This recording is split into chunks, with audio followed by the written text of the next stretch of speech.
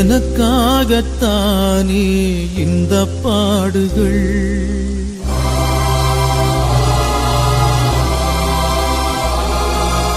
என்னாலே தானே இந்த காயங்கள்.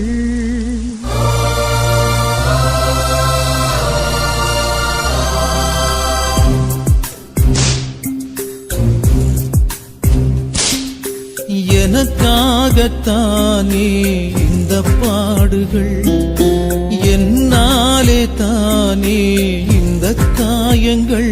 போதும் போதும் என் இயேசுவே, பாவி நானும் மனம் மாறுவேன். எனக்காகத்தானே இந்த பாடுகள், என்னாலே தானே இந்த காயங்கள். போதும் போதும் என் இயேசுவே, பாவி நானும் மனம் மாறுவேன். மாற்றமா ஏமாற்றமா? இந்த தவக்கால தின சிந்தனைக்கு மகிழ்ச்சி நிறைந்த உள்ளத்தோடு உங்களை வரவேற்கிறோம். இன்னைக்கு 3வது கட்டளையை நம்ம சிந்திக்க போறோம். 3வது கட்டளை விடுதலை பயண நூல் 20வது அதிகாரம் 8வது இறைவார்த்தை. ஓய்வு நாளை புனிதமாய் பரிசுத்தமாய் கடைபிடிப்பதில் கருத்தாய் இரு அப்படின்னு சொல்லி இறைவார்த்தை ரொம்ப அழகா சொல்லுது. ஸோ அந்த கடவுளோடு இருக்கிற அந்த உறவு, my God is God of possessiveness அப்படின்னு நான் சொன்னேன். அந்த உறவுல கடவுள் மட்டும் என் மேல பொசசிவா இருக்கக்கூடாது, நானும் அவர் மீது அப்படிப்பட்ட ஒரு ஆழ்ந்த உள்ளார்ந்த அன்பை என் வாழ்க்கையில் வளர்க்க வேண்டும். அப்படி வளர்க்கணும் அப்படின்னா நான் செய்ய வேண்டியது என்ன? வாரத்தில் கடவுளுக்குன்னு ஒரு நாள், அந்த ஒரு நாள் கடவுளோடு கடவுளை குறித்து அப்படின்னு சிந்திக்க வாழ்வாக்க நான் அழைக்கப்படுகிறேன். தொடக்க நூல் 2வது அதிகாரம் 2வது இறைவார்த்தை அழகா சொல்லுது. கடவுள் தாம் செய்த எல்லா வேலைகளையும் 7ஆம் நாளில் முடித்திருந்தார், அவர் தாம் செய்த வேலைகள் அனைத்தையும் நிறைவு பெற்று ஓய்ந்திருந்தார் அப்படின்னு சொல்லுது. 2:3 அழகா தொடருது.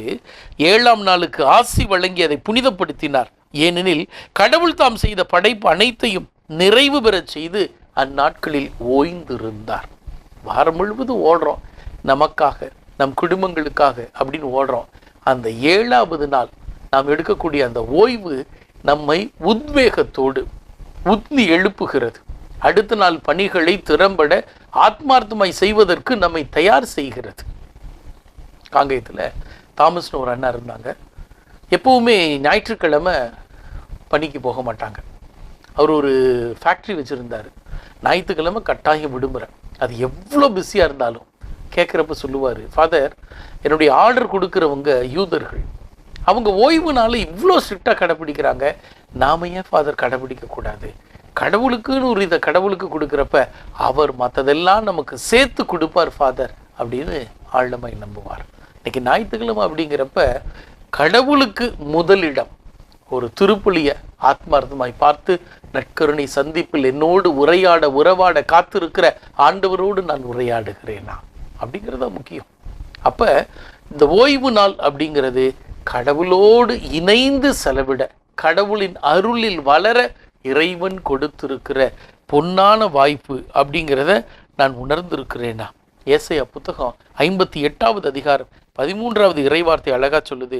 ஓய்வு நாளின் முறைமைகளில் நின்று விலகி செல்லாதே, என் புனித நாளில் உன் விருப்பம் போல் செய்யாதிருந்து ஓய்வு நாள் மகிழ்ச்சியின் நாள் என்றும் ஆண்டவரின் மேன்மை மிகு புனித நாள் எனவும் சொல்லி அதற்கு மதிப்பு தந்து உன் சொந்த வழிகளில் செல்லவோ உன் சொந்த ஆதாயத்தை நாடவோ வெற்று பேச்சுக்களை பேசவோ செய்யாதிருந்தால் அப்போது ஆண்டவருக்கு ஊழியம் புரியும் மகிழ்ச்சியை பெறுவாய்.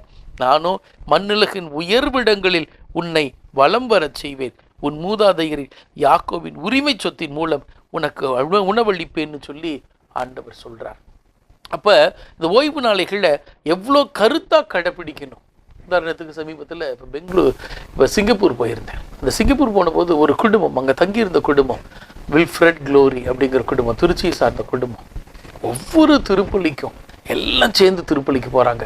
குழந்தைங்க கீபோர்டு வாசிக்கிறாங்க, அந்த அக்கா பாடுறாங்க, அவர் லேப்டாப்பில் அந்த எல்சிடி ப்ரொஜெக்டரில் எல்லா வேலையும் செய்கிறார். கேட்டப்ப ஞாயிற்றுக்கிழமை கடவுளுக்கான நாள், நாங்கள் வேறு எந்த காரியமும் செய்ய மாட்டோம், வேறு எதற்கும் முக்கியத்துவம் தர மாட்டோம், ஆலயத்தில் ஆண்டவரோடு அதிகப்படியான நேரத்தை செலவிட நாங்கள் முயற்சி எடுக்கிறோம். இந்த சிங்கப்பூரில் பல குடும்பங்கள் எங்களை கிண்டல் பண்ணியிருக்கிறாங்க.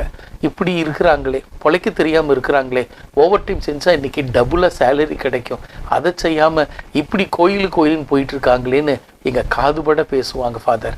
ஆனால் பல சமயங்களில் அதை நாங்கள் வருத்தப்பட்டது உண்டு. ஆனால் எங்கள் பிள்ளைங்க இன்னைக்கு ஆன்மீகத்தில் அருமையாய் வளர்கிறதை பார்த்து இன்னைக்கு யார் பேசுனாங்களோ அவங்களே வந்து சொல்கிறாங்க, எங்கள் பிள்ளைங்க கோயிலுக்கே வரமாட்டேங்குது, எங்கள் பிள்ளைங்க ஜெபமாலை சொல்ல மாட்டேங்குது, எங்கள் பிள்ளைங்களுக்கு திருப்பலியோட முக்கியத்துவம் தெரியல, ஆனால் உங்கள் பிள்ளைங்க சம்மனசு போல் எவ்வளவு ஆசீர்வாதம் ஆண்டவரோட ஆலயத்தில் இருக்காங்கன்னு சொல்லுகிற போது எங்களுக்குள்ள ஒரு மகிழ்ச்சி. ஏன் ஓய்வு நாளை உணர்ந்திருக்கிறோம். கடவுளோடு வளருவதற்குரிய எல்லா சூழ்நிலைகளையும் நாங்கள் உருவாக்குகிறோம். அப்போ ரொம்ப அழகா ஆண்டவர் சொல்லியிருக்கிற அந்த இறை வார்த்தையின்படி வாழ முற்படுவோம். இந்த ஓய்வு நாட்கள் 2 காரியங்களை செய்து கடவுளோடு உள்ள ஆழமான உறவை புதுப்பித்து வளருவதற்குரிய சூழ்நிலைகளை உருவாக்குகிறது. அவரோடு ஓய்ந்திருந்து அவரை துதிக்கவும் ஆராதிக்கவும் மகிமைப்படுத்தவும் செய்கிறது. ஆண்டவரே, இந்த ஓய்வு நாளின் முக்கியத்துவத்தை உணர்ந்து கொள்ளாமல் திருமணங்கள், காது குத்து, உறவினர்களை சந்திப்பது, மற்ற காரியங்களுக்கு செய்வது, இரக்கத்தின் கடவுள் என்னை மன்னித்து விடுவார் என்று சொல்லி ஆலயத்தில் ஆண்டவரோடு இருக்க மனமில்லாமல் இருந்தது. ஆண்டவரையும் கரத்தில் ஒப்பு கொடுக்கிறேன். இன்னும் சிறப்பாய் ஆலயத்திற்கு வந்து வெளியில் நின்று வெட்டி பேச்சுக்களையும் வீண் பேச்சுக்களையும் பேசி உம்மை தேடாமல் இருந்திருக்கிறேன். எஸ்ஐயா புத்தகத்தின் வழியாக இன்றைக்கு நீர் என்னை எச்சரித்திருக்கிறேன். உணர்கிறேன், ஒப்பு கொடுக்கிறேன். ஓய்வு நாளை பரிசுத்தமாய் ஆத்மார்த்தமாய் கடைபிடிக்க ஞானம் தாரும். ஆமென்.